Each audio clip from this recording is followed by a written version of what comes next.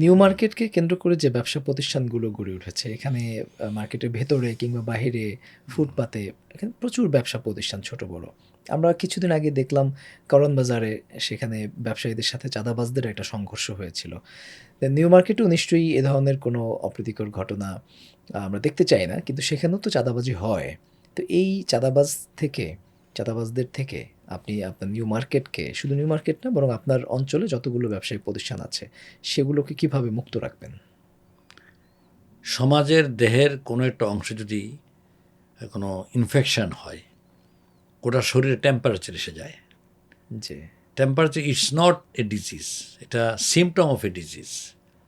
যখন কোনো ইনফেকশন মানে কোনো জায়গায় ইনফেকশন হয়, হ্যাঁ, তখন ইন্টারনাল অর্গানিজম আক্রান্ত হয়, তার প্রকাশটা হচ্ছে তাপ আসে, নানান ধরনের কারণ তাপ আসে। তো এগুলি, এই যে চাঁদাবাজি, এই সমস্ত জিনিসগুলি একটা অসুস্থ সমাজের লক্ষণ। আইন শৃঙ্খলার যথাযথ অ্যাক্টিভিটি থাকলে চাঁদাবাজ তো থাকতেই পারে না। এটা ব্যবসার জন্য ক্ষতি, সমাজের জন্য ক্ষতি, নৈতিকভাবে ক্ষতি এবং বিশৃঙ্খলা সৃষ্টির একটা অন্যতম কারণ, অশান্তি সৃষ্টি করে। কাজেই চাঁদাবাজকে তো কোনো প্রশ্নই আসে না।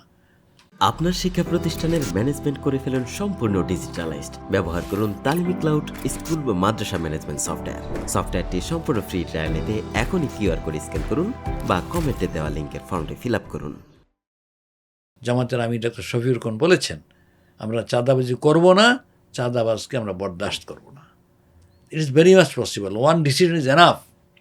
যখন অ্যাডমিনিস্ট্রেশনকে যখন করার নির্দেশ দেওয়া হবে যে কোনো চাঁদাবাজ দেখতে চাই না, তাহলে সেই প্রশাসক যখন মনে করবে আমার চাকরি থাকবে না চাঁদাবাজ এখানে হইলে, আর এটা নৈতিকভাবে দায়িত্ব, চাঁদাবাজ কোনো ঠাঁই পাবে না ইনশাআল্লাহ। এই ক্ষেত্রে শুধু বেশি দিন লাগবে না, এই সরকার পরিবর্তন হয়ে যদি ইতিবাচকভাবে কাজ করার সুযোগ আল্লাহ দেয়, খুব দ্রুত সময় আমরা চাঁদাবাজকে কন্ট্রোল করে ফেলবো ইনশাআল্লাহ। এটা থেকে মুক্ত থাকবে, এটা আপনি আশ্বস্ত হতে পারেন। আর যে সমস্ত ফুটপাতে মানুষের চলাফেরায় কষ্ট হয় এমন ধরনের দোকানপাট, অবৈধ স্থাপনা, এটা ওয়াইজ হবে এই সমস্ত লোকগুলো কোনো না কোনো প্যাটার দেয় সেখানে বসছে, কিন্তু কাজটা সাপোর্ট করার মতো নয়। তাদেরকে পুনর্বাসন করে এই জায়গাগুলো ক্লিন করতে হবে এবং জায়গা চয়েস করে, জায়গা ঠিক করে পুনর্বাসন সম্ভব। কত জায়গায় আনইউজ পড়ে আছে, এখান থেকে যদি পুনর্বাসন করা হয় তাদেরকে, এবং অটোমেটিক্যালি রাস্তাগুলো ক্লিন হয়ে যাবে। আমি ওই দিন নিউ মার্কেট থেকে গাউসিয়াতে হেঁটে যাচ্ছিলাম, আমার গাড়ি নিতে পারি নাই। ফার্স্ট লাইন ব্লক, রাস্তার সেকেন্ড লাইন ব্লক, ফুটপাথ মাঝখানে যেটা আইল্যান্ড থাকে এটাও ব্লক। তো ফলে সমস্ত মানুষ ভুক্তভোগী। এরা কিন্তু আসছে পেটের দায়, কিন্তু এই পদ্ধতিটা প্রপার সাপোর্ট করার মতো নয়। সেই জন্য এদেরকে পুনর্বাসন ব্যবস্থা করবো ফার্স্ট ইনশাআল্লাহ। তখন অটোমেটিক্যালি এখানে আর কেউ বসলে তখন পানিশমেন্ট দিলে এটা রিয়েলি মানুষের সাপোর্ট করবে, অ্যাপ্রিসিয়েট করবে। এই সুযোগ জনতা না পায় প্রপাগান্ডার যে আমাদের রিজিকের মধ্যে হাত দিছে। জি জি জি জি। কিন্তু মানুষের কমফোর্ট করে নষ্ট করে দেওয়া যাবে না। সাধারণ নাগরিকদের চলাফেরার স্বাধীনতার অধিকার তো আছে প্রত্যেকের, অবশ্যই। তাদের তো এই অধিকার নাই রাস্তাঘাট ব্লক করে দেওয়ার। যেহেতু তারা কম্পেলিং সিচুয়েশনে এটা করছে, এবং অনেক ক্ষেত্রে চাঁদাবাজের ভূমিকা আছে, এরা বসায়, গ্রুপ বসায়, এদের থেকে নিয়মিত চাঁদা নেয়।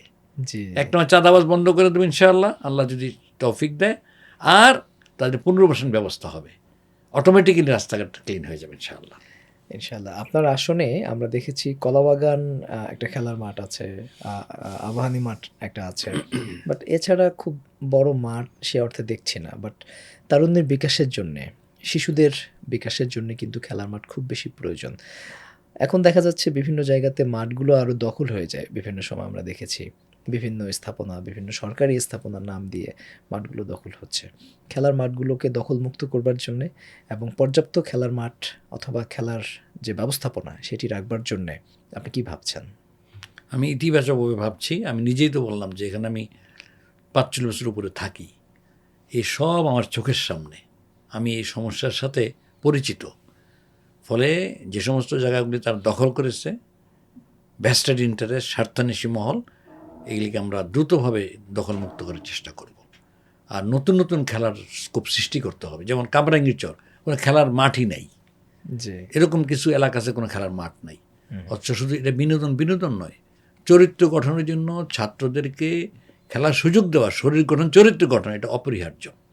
জি। মানে আইন দিয়া যেটা করা যাচ্ছে না, এই যে কিশোর গ্যাং, এগুলি কিন্তু আইন দিয়ে দমাইতে পারতেছে না। বাট যদি তার মোটিভেটেড হয়, তারা সুস্থ ধারার সামাজিক মানে সিস্টেমে তারা ইয়ে করে পরিচিত হয়, অভ্যস্ত হয়, জি। তারা দেখা যাবে যে নৈতিকভাবে উন্নত মানুষ হয়ে গেছে। সুতরাং খেলার মাঠটা মাস্ট, এটা যেখানে যেখানে প্রয়োজন ওই এই ক্ষেত্রে আমরা এক্সপার্ট টিম নিয়োগ করে কোন কোন জায়গায় জায়গা পড়ে আছে, কোন জায়গায় অবৈধ জায়গা দখল করা আছে, সেগুলি কিন্তু সরকারের পক্ষে সম্ভব। সরকার is big powerful instrument, big powerful organisation. সরকার এত শক্তিশালী যদি বৈধ হয়, জি। হ্যাঁ, জনগণের ম্যান্ডেট নিয়ে হয়, তাহলে এই কিন্তু মেনি থিং, অনেক কিছু করতে পারে। জনগণের স্বার্থে এসব অব্যবহৃত জায়গা খুঁজে বের করে সেখানে খেলার মাঠ এবং উপযুক্ত পরিবেশ তৈরি করবো ইনশাআল্লাহ আমরা। আপনার আসলে প্রচুর মাদ্রাসা রয়েছে, বিশেষ জি। করে কয় মাদ্রাসার কথা যদি বলি, কারণ জি। এইদিকে কামরাঙ্গীরচর যেটা হাফিজি হুজুর রহমতুল্লাহ আলাইহ জি, যে জি, জি। জামিয়া নুরিয়া থেকে শুরু করে প্রচুর মাদ্রাসা এই অঞ্চলগুলোতে আছে। এই মাদ্রাসার আলেমুল আমাদের সাথে আপনাদের সম্পর্ক কেমন? আলহামদুলিল্লাহ ভালো, তারাও দিনের একটা খেদমত করছেন, আমরা তাদের সাথে সবসময় যোগাযোগ রাখি এবং তারাও সমাজের একটা কন্ট্রিবিউশন আছে। তবে শিক্ষা ব্যবস্থার যখন আমরা আধুনিকায়ন করব, নৈতিক শিক্ষা এবং আধুনিক শিক্ষার সমন্বয় করব, সেক্ষেত্রে এই সমস্ত দিনই প্রতিষ্ঠানেও আর ইমপ্রুভমেন্টের সুযোগ আছে। আমরা আশা করি তারা কোঅপারেশন করবেন এই ক্ষেত্রে। তাদেরকে সাথে নিয়ে, তাদের সহযোগিতা নিয়ে আমরা এর পরিবেশ ঠিক করা, শিক্ষার মান উন্নত করা এবং সেখানে আরও ইনকর্পোরেট করা, আধুনিক শিক্ষার সাথে শিক্ষাকে মানে অ্যাকোমোডেট করে শিক্ষার মান যেন উন্নত হয়, সেই চেষ্টা আমরা করতে পারবো ইনশাআল্লাহ। এসব দিনই প্রতিষ্ঠানকে সমাজের খেদমত হিসাবে মানুষ দেখে, মানুষের সিম্পেথি আছে, আবেগ আছে, আমরা জনগণকে সাথে নিয়ে, হুজুরদেরকে সাথে নিয়ে এর ভূমিকা রাখবো ইনশাআল্লাহ। হাজারীবাগে আমরা জানতাম যে বাংলাদেশের যে চামড়া শিল্প সেটির একটা হাব, যদিও বেশ কয়েক বছর আগে সেই চামড়া শিল্পকে সাভারে নিয়ে যাওয়া হয়েছে, স্থানান্তর করা হয়েছে, বাট এখনও সেখানে অনেক পরিবার এমন পাওয়া যায় যারা হয়তো পৈতৃকভাবেই এই কাজের সাথে জড়িত ছিলেন, যারা এখনও ছোটো ছোটোভাবে বিভিন্ন ছোটো ছোটো ইনস্টিটিউশন গড়ে তুলেছেন এবং তারা সেখানে চামড়া শিল্পের প্রচার এবং প্রসারে কাজ করছেন। তাদের নিয়ে আলাদা কোনো পরিকল্পনা কি আছে? অ্যাকচুয়ালি বাংলাদেশের যেই দুইটা শিল্প র ম্যাটেরিয়ালস অ্যাভেলেবল, তার মধ্যে চামড়া একটা, এবং ন্যাচারাল কারণে প্রতিনিয়ত র ম্যাটেরিয়ালস আমি পাচ্ছি, গরু জবাই হচ্ছে, এটার জন্য আলাদা কোনো তদবির করা লাগে না, কষ্ট করা লাগে না। জি। এদেশের 90% মুসলমান, আমরা সবাই গরুর গোশত খাই, তো ন্যাচারাল ওয়েতে এই র মেটেরিয়ালসটা অ্যাভেলেবল আছে। এবং আমি নিজেও কয়েকদিন আগে হেমায়তপুরে তাদের ইন্ডাস্ট্রি ভিজিট করেছি। আচ্ছা। সবচেয়ে যেটা দুর্ভাগ্যের বিষয়, যে বেসিক ইনফ্রাস্ট্রাকচার কমপ্লিট না করে তাদের শিফট করে দেওয়া হয়েছে। তাদের বর্জ্য অপসারণের জন্য মনে করেন সে 50% দরকার ড্রেনেজ, 20% বেশি তারা করতে পারে না। ফলে এই জিনিসগুলি ফিডব্যাক হয়ে এসে তাদের ক্ষতি হচ্ছে। ফলে তাদের বর্জ্য প্রপারলি অপসারণ করা, এনভায়রনমেন্ট দেওয়া, ট্রিটমেন্ট করা, এই ট্রিটমেন্ট প্ল্যানটাও ঠিকমতো হয়নি এখন পর্যন্ত, শুধু শিফটিংয়ের মধ্যেই সীমাবদ্ধ। কাজে এটা একটা আমার বাংলাদেশের ফরেন কারেন্সি আর্নিংয়ে বিরাট সোর্স। এই জন্য এখানেও যারা আছে হাজারীবাগে, তাদেরও যে সমস্ত ইনফ্রাস্ট্রাকচার অব্যবহৃত অবস্থায় পড়ে আছে, এগুলিকে কাজে লাগানো, এগুলি মানে প্রোডাক্টিভ কাজে লাগানো, সাপোর্ট দেওয়া, এই ক্ষেত্রে আমার মনে হয় একটা বিরাট সম্ভাবনা আছে। এই সমস্ত শিল্প উদ্যোক্তাদের সাথে পরামর্শ করে উদ্যোগ নিয়ে আমরা এটা ইমপ্রুভমেন্ট করতে পারবো ইনশাআল্লাহ।